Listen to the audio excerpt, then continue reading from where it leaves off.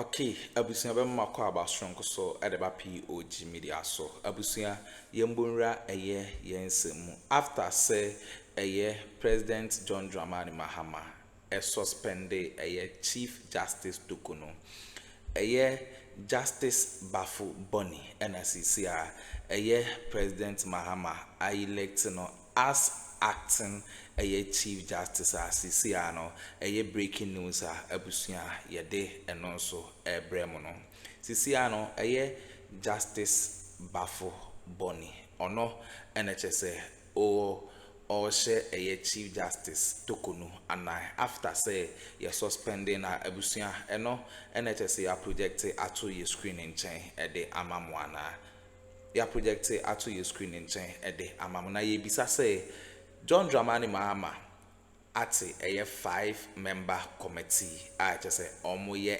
investigation on a 3 petition omonsa etumi ekan na ye bisa say Chief Justice Tokunu obesanso abebiwa na abusu amame yanko na yankonkuti ensema course na ansa na ebekono wo ensem kan bi afahye your comment section like na share ma afofron so ensa entumi enkabi aha POG Media so political trending stories are making waves in so ya dia tum say the bebremo medamase. Here are the details now. A Supreme Court Judge, Justice Paul Bafoe Boni, has assumed office as the acting Chief Justice of Ghana. This comes in the wake of the suspension of the Chief Justice, Gertrude Torkornoo. This is in line with Ghana's constitution, which provides that the senior-most Supreme Court judge takes over if the substantive Chief Justice is for any reason unable to perform functions of the office. Let's bring you that provision now.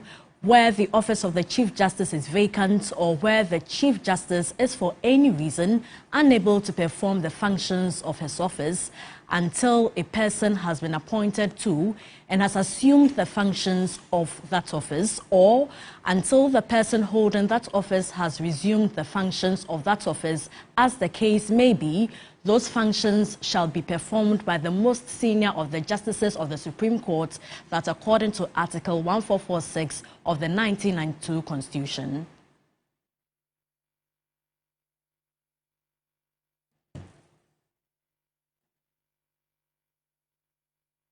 Now, we do know also that following the decision of the President after the consultation with Council of State to suspend Madam Gertrude Torkornoo, an acting Chief Justice has been appointed. That's the person of Justice Bafoe Boni. So who exactly is Justice Bafoe Boni? Let's try and find out a bit of background of who Justice Bafoe Boni is.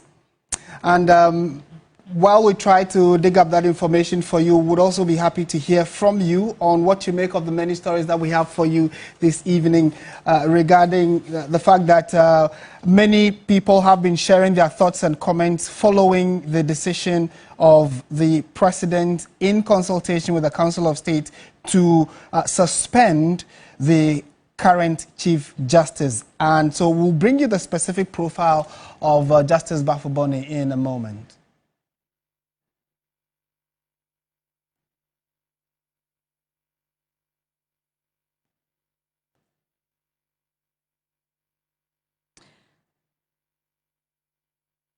Earlier, President John Mahama suspended the Chief Justice Gertrude Saki Torkornoo following 3 petitions to remove her.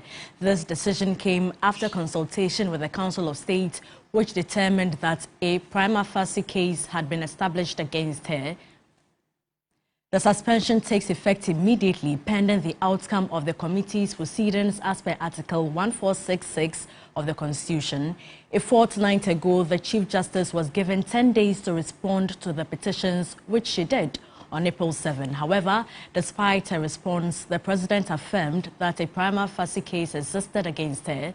The suspension will remain in effect until the committee completes its investigations. Meanwhile, the President has appointed a 5-member committee in compliance with Article 1466 of the Constitution and in consultation with the Council of State. They are Justice Gabriel Pwaman, he is a Justice of the Supreme Court; Justice Kwame Adibuesiedu, he is also a Justice of the Supreme Court; Mr. Daniel Yao Domelevo, a former Auditor General; Major Flora Dalugo of the Ghana Armed Forces, and Professor James Sefa Jisa. He is an associate professor of the University of Ghana.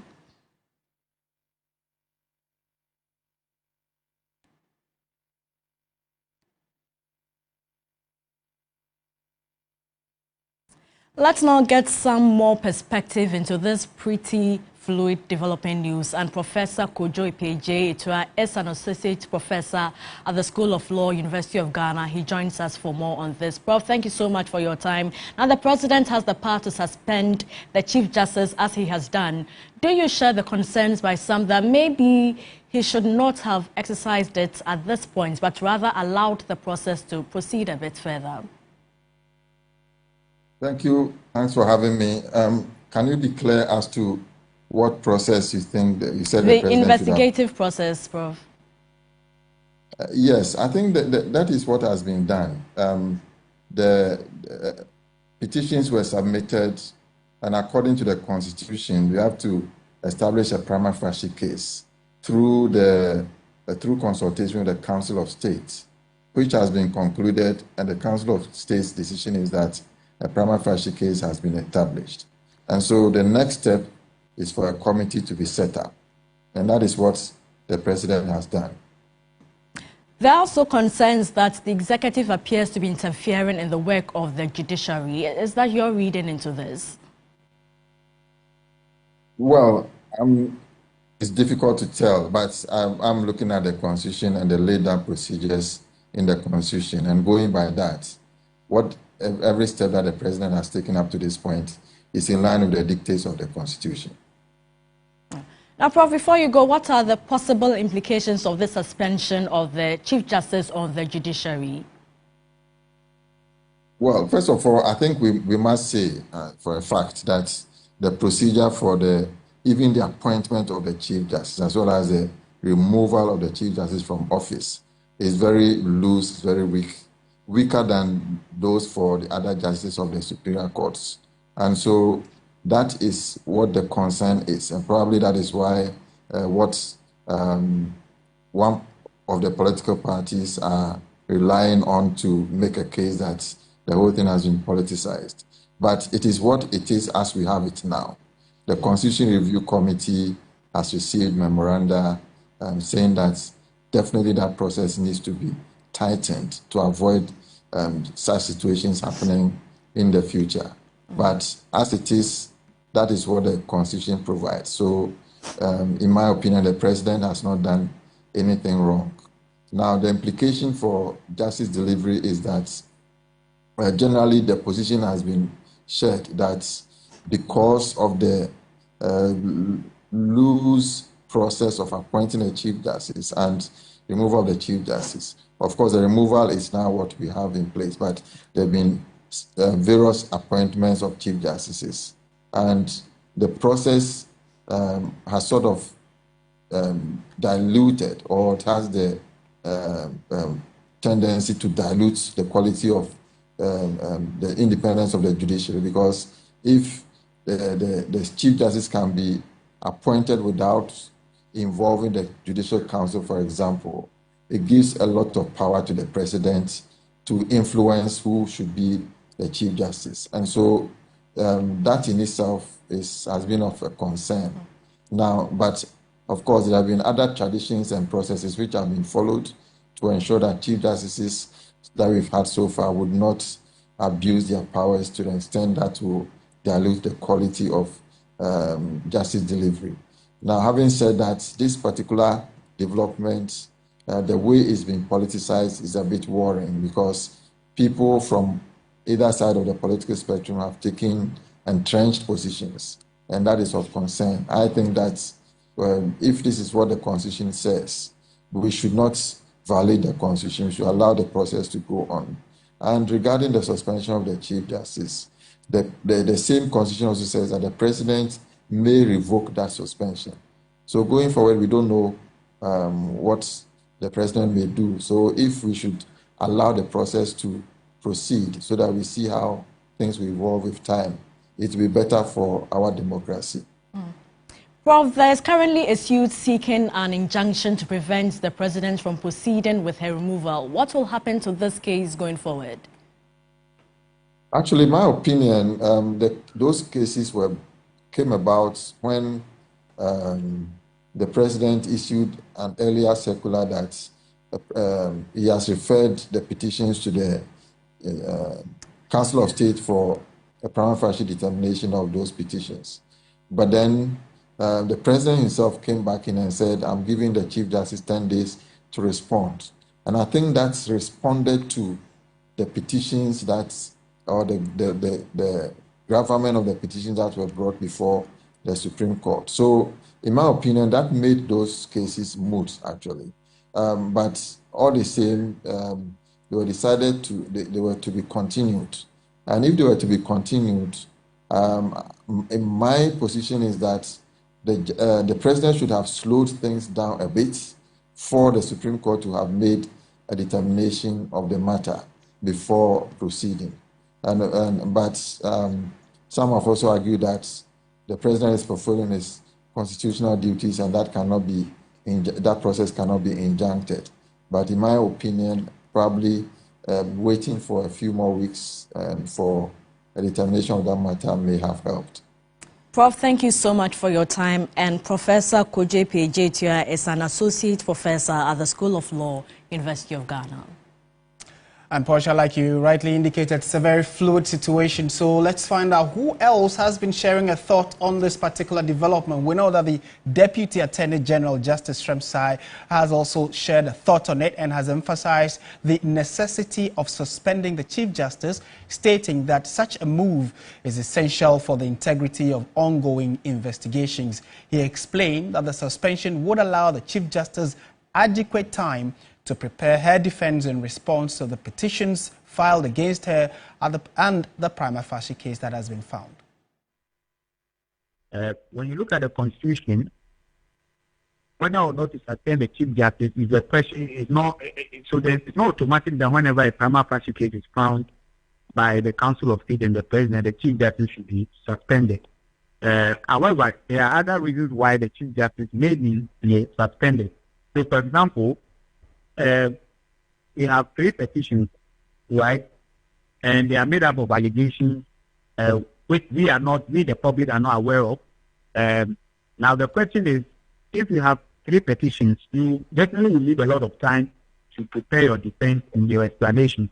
So I think, in the rule of the head of the judiciary, both administratively and then judicially, it's already a lot of work.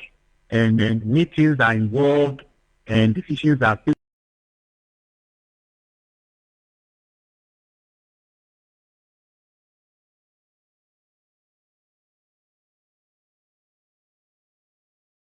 and read and reading and all. That's a very heavy duty.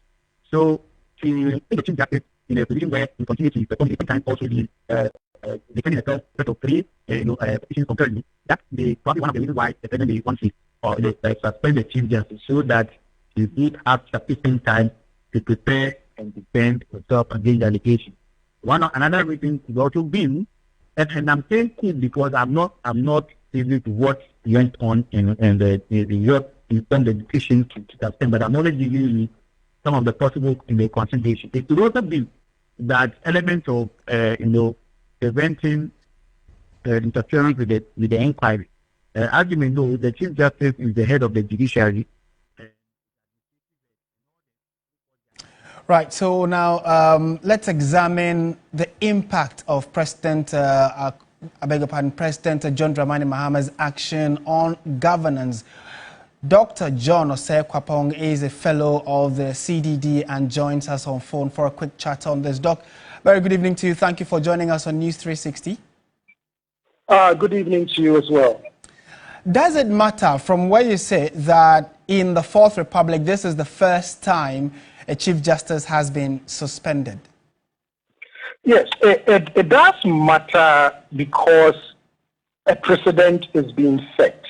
And sometimes when a precedent is being set, you have to weigh the consequences of that precedent very carefully because it just means that someday in the future, you hope it's not anytime soon, but it just means that this is something that can possibly happen, as part of governance. And so it's a big deal. It ought to be something that is weighed extremely carefully before that decision is made. And so I would like to assume that the president, in consultation with the Council of State, weighed the burden of this decision, the precedent that is being set, and made the decision based on whatever sound advice that was given him by the Council of State. And are there any implications? We know that the governance in the country really lies on three legs, which is the executive, the judiciary, and the legislature. And from where you said, is there a likelihood of an implication for Ghana's governance in general, notwithstanding the fact that the president actually acted constitutionally? Yes, the challenge here, though, is that the way the entire process is designed to work, a lot of it is very private, quote unquote, right? So all we know is there are three petitions. We've seen, at least I've seen, some speculation in the public space over what may or may not be contained in these petitions. But when you don't know exactly what is in them, it becomes a little challenging to answer some of these specifics. But you just hope that, in the spirit of good governance, there is a sound basis for doing this. But for me, the longer-term implications of that is, especially now that we are embarking on a constitutional review process, I think we would want to go back and revisit Article 146 and 6 to make the process a little more transparent, right? Because if you are going to suspend the highest, your Chief Justice, the highest officer of the judiciary, and potentially remove him or her from office, then I think that citizens need to be given a little more than just there are petitions. The process is being followed, which I'm not saying is not being followed, but I think it's the matter is so weighty that for the purposes of good governance and accountability, I just hope that in the near future we would make some tweaks to 146 and shine a lot more light on how the entire process plays out. As a citizen, I would like to know specifically what my Chief Justice is being charged or is being alleged to have done to the point where it's egregious that 146 has to be triggered.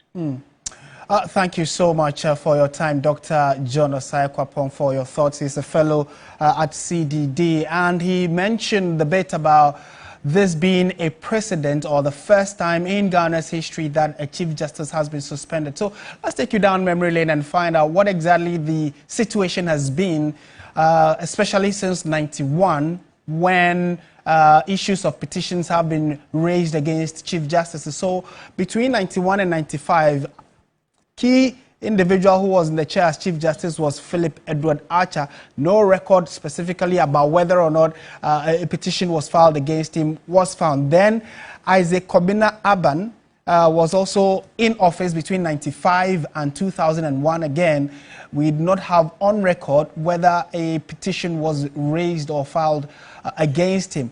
Now, come 2001 to 2003, the Chief Justice then was Edward Kwame Redu.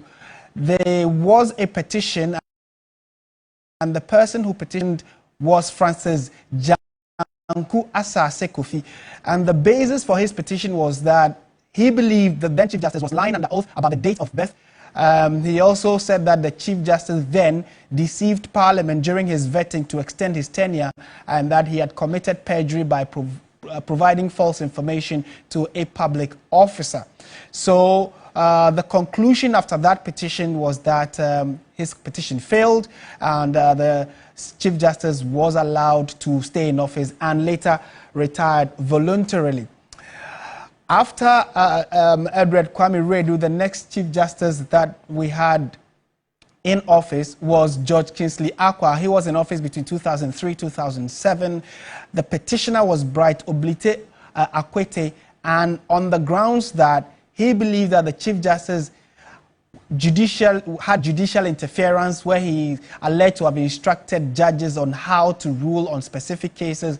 He also accused him of abuse of office, misusing his authority in judicial matters, and victimizing judges.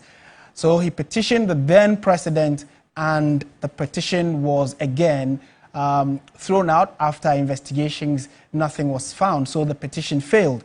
After George Kingsley Acquah, we had the longest serving Chief Justice in Ghana in the person of Madam Georgina Theodora Wood. She had 2 petitions against her, that is citizens of La Home and abroad, and the basis for their petition was that there was an unfair handling of a land case that was related to the Gadangme people. And then also another person who petitioned against Madam Georgina Wood was Ernest Obri-Lati, and his grounds was that there was stated misbehavior and incompetence on the part of Madam Georgina Wood. So after the petitions were scrutinized and investigations carried out, they failed. So that did not stand. Then comes Madam Sufa Akuffo. Mensa Thompson was the individual who petitioned the president. That was Nana Addo Dankwa Akufo-Addo. That petition also failed.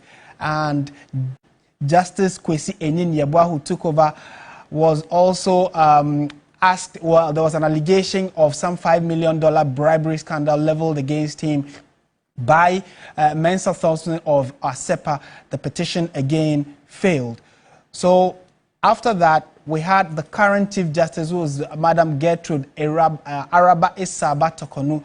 Now, she is the first Chief Justice to have had 4 different petitions brought against her. The first one was by Professor Stephen Kweku Asare, popularly known as Kweku Aza on social media, and the conclusion on the petition was that the President and Council of State determined no prima facie against her, and it was on the political highway. So Justice Bafoe ono ena chese ne honsem etwagui Chief Justice Tokunu Sisiano ya suspend na Justice Bafoe ono so act as a Chief Justice enye easy cry. But I'm some Japan kokuti sa oduwi the MI POG Media so but I'm